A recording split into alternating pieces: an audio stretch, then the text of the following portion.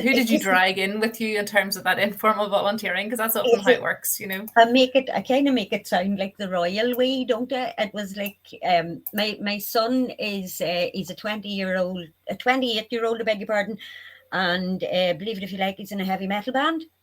And he works for a world chess champion. He does a thing with technology. I have no idea about technology, but I was ringing him and I was saying, could we do this?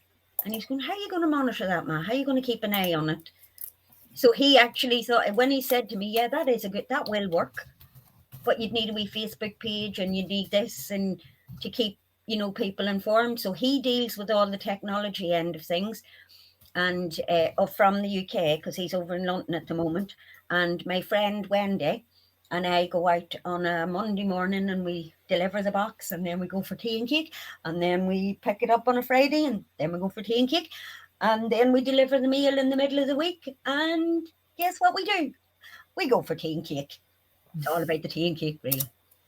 But it's just it's the joy you see when you see some wee woman who hasn't had a letter in like 9 years, and she's got a smile on her, and there's all these photographs or all these wee paintings up on the wall. Even on your worst day, you can't give it up. Mm-hmm. That's great. It means something to somebody. Yeah. Yes, and that's where that meaningful difference that you can make in terms of both the informal and then when you mentioned that partnership with NICFA, is that you going more formal, or are you determined to stay informal in terms of your level of engagement and involvement, Nuala? Well, the Charity Commission has also called us forward, and we're kind of, whoa, I thought we were only doing a post box. So we're just kind of we're kind of Mick Jagger in at the moment. We're just Rolling Stones. We'll go with the flow. Very good. Whatever needs to happen, we're going to do it. Excellent. So. There's somebody's put in my kind of woman, all about the cake. Oh, that's Lynn. We know Lynn likes her cake. Yes. Oh, it's all about the cake, Lynn. It's all about the cake. Very good. Okay, I think we're going to bring Adele to the stage as well then, but just to share, if that's okay. If nobody's got any questions for Nuala, we'll bring Adele. Thank you, Adele. Yeah. Just to share Dan's experiences, please. Okay, well, I really feel that I'll probably not be doing Dan justice today, so I won't. But yes, so at the very start of the pandemic here in Northern Ireland, Coalisland is in Mid-Ulster, very well-known area, huge surrounding area. So the response to COVID-19, Dan was a big part of that in Coalisland. There were many other members. So they were responding to the Department for Communities, the food parcels. So they set up that in Coalisland. So it's a Coalisland COVID response group. Again, that was all informal, very quick together. And since then, they have seen the need as a response from the community, the need for a local food bank in Coalisland. So again, some of the members who stepped forward at the time, the volunteers who stepped forward at the time, are now still involved in the food bank in Coalisland. And it's more formal volunteering now, but I don't have all the details from Dan about the constitution, like all their different constitution and how formal they are right now, because it's still kind of new and ongoing. But yes, that's probably all I can say for now on that, Jane. I'm sorry because... No, you're all right. But I just want to know that, yes, there was that very immediate response. And the need that has been seen now in the local area and surrounding areas is still being responded to as a result of the response to the pandemic. Mm-hmm. Okay, that's great. Thanks, Adele. No worries. And I think it's a good example. Just don't leave me. I think it's a great example of that informal volunteering that has moved along that spectrum that the Eden Project talks about, where you go from informal into participation. So you can structure a wee bit more, and then you go into the formal volunteering. So I have asked Dan just to maybe participate in the in either the chat or the Q&A session there, even to put in a wee bit more insights if you can. But in terms of that response, and I think that's what we saw right across Northern Ireland, particularly in terms of that COVID response and the food parcels and the food banks and that distribution, was that, you know, people saw a need, and people like Dan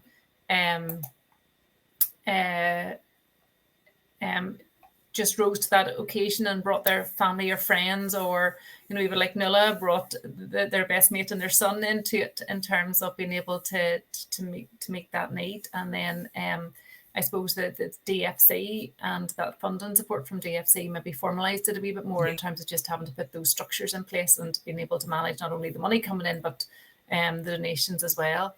Dan, if you want to give a wee bit more and maybe into the chat, that would be great. Or if people want to ask Dan direct questions, then that I could maybe, he could participate in the chat. That would be good as well. That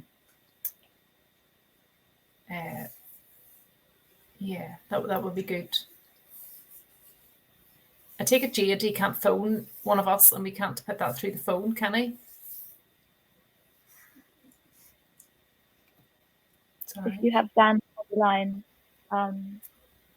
I guess we could do that. But if Dan can write in real time now and on the chat and send some questions through, I'm wondering if he's just typing something.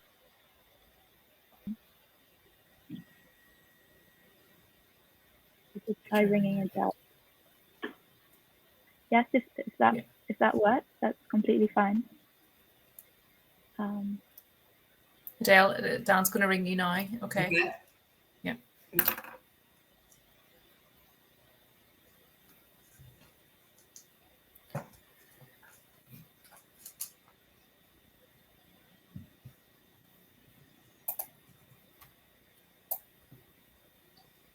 Hello. Hello, how are you? I'm going to go loudspeaker. Yeah.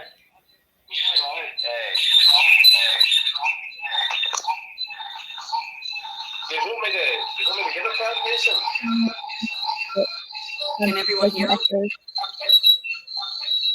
So you can hear Dan on your phone, but we can hear the background music from Dan's iPad. So he's going to have to mute that.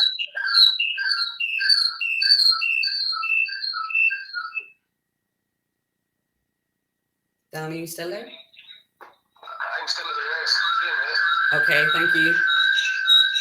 No.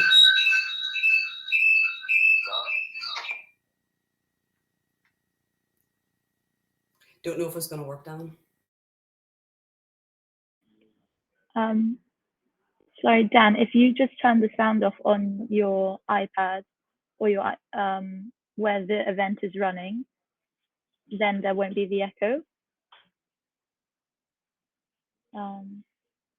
Can you tell me that again, Jade? Sorry. So if Dan turns the sound off on his iPad where he's got the event up, then we won't hear the echo from it. So if you just mute that for now while he's on the phone to you, we shouldn't have the echo. I don't know. Sorry.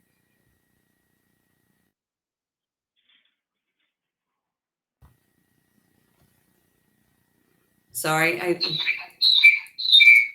still, yeah. Dan, there's a big echo here, big squealing noise. Sorry. No, I can hear myself. Yeah. Now there's no echo. Is that better? I think that's better.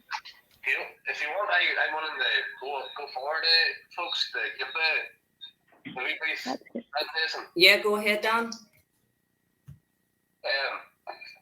Thank you, Jean Adele, for giving me the opportunity to give this presentation.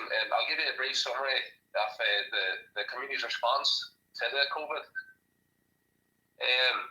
Just for the imminent arrival of COVID-19, myself, as a locally elected representative on like-minded people and concerned residents in the Coalisland area, decided to have a socially distanced meeting in our local parochial hall. From there, we decided to launch a response group. We initially had about 20 to 30 volunteers who were available to do anything that was required. We decided to set up different teams, several different teams, PPE, pharmacy and grocery runs, and eventually a temporary food bank and a further later team to also help distribute the council parcels to people who were advised to stay indoors. So I just want to give a brief summary of the different teams. The PE team did a fantastic job. Sean, myself, and others involved in the group initially started off with next to nothing, only with a few items such as sanitizer, latex gloves.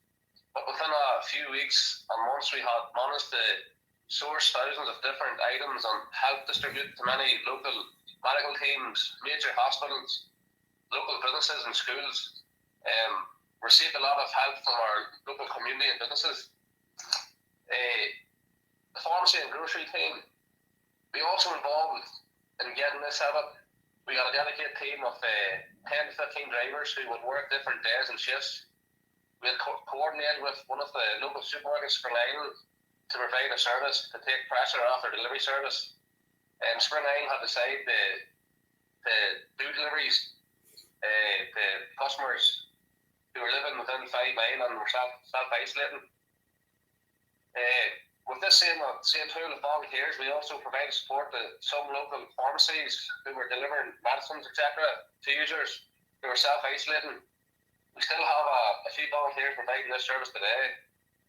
And the temporary food bank and council parcels.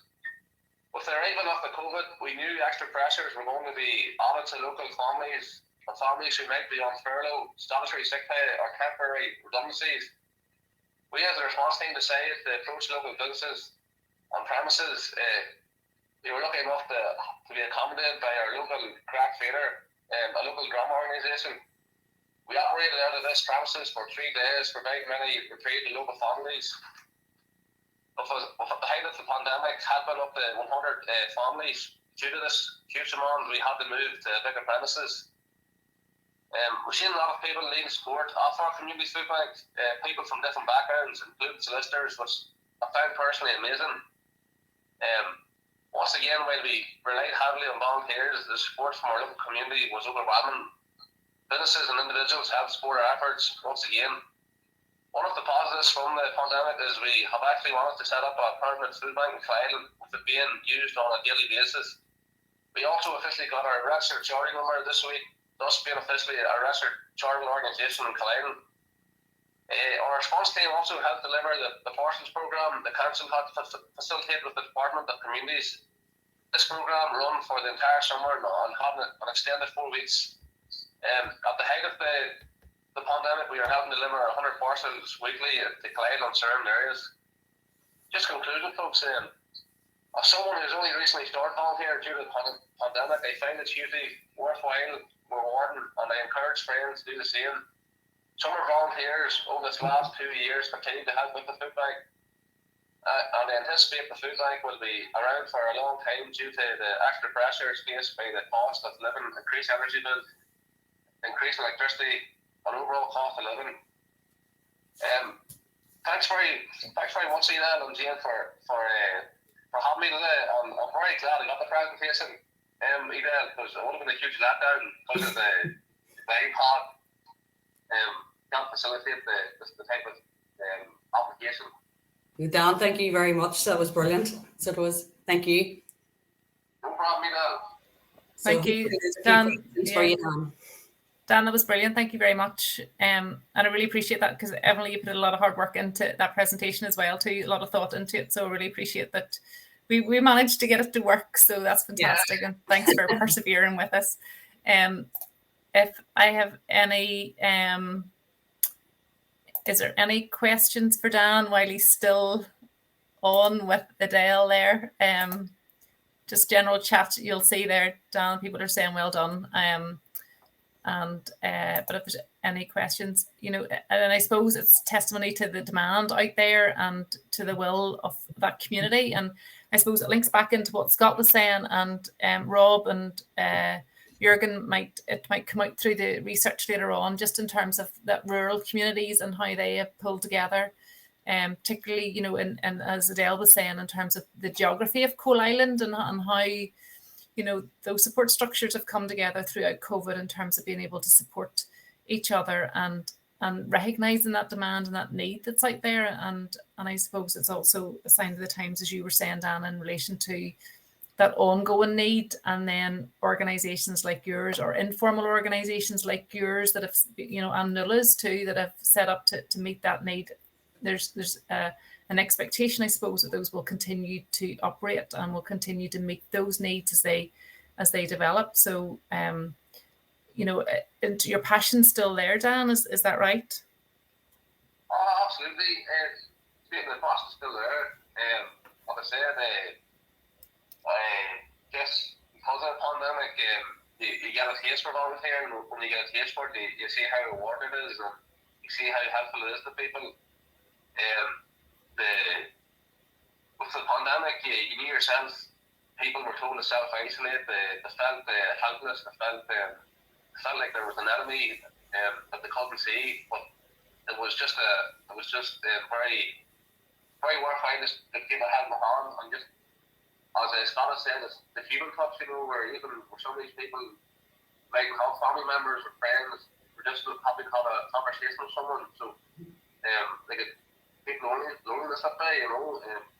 There's a huge amount of positives will come to volunteering, and there probably isn't enough time to say what they all are, you know. Okay, that's great. And in terms of, you were saying about recruitment there, is there an age profile of the volunteers within the community response group? Not really. Now there's no real profile to the type of volunteer. There's people from all different backgrounds and age disorders. We have a pool of about 30 volunteers with the response team, but whenever the pandemic has stayed with us, just then people had to go back to their families, had to go back to jobs and stuff. So still have a pool of the same team, so you know. Okay, that's brilliant. That's brilliant. Well, thank you very much, Dan. I'm going to let you go. I'm going to let Adele's arm have a rest now from holding up the phone too. But thank you very much, Dan. I really appreciate that. And people, if they haven't submitted a question or want to chat with Dan or Nuala, they can do that in the chat function as well too, even when we go back into the main room again. But I think we're going to be brought back. Now we've got about a minute left. So if anybody has any comments that they want to make or any questions for either Nuala or Dan, now's your time to do it before we get brought back again. Jade, I presume that happens automatically. We're on back now. If we're ready. Yes. Okay. Well done. That was great. That's great. So thank you very much, everybody. We'll see you in the main room in a wee minute.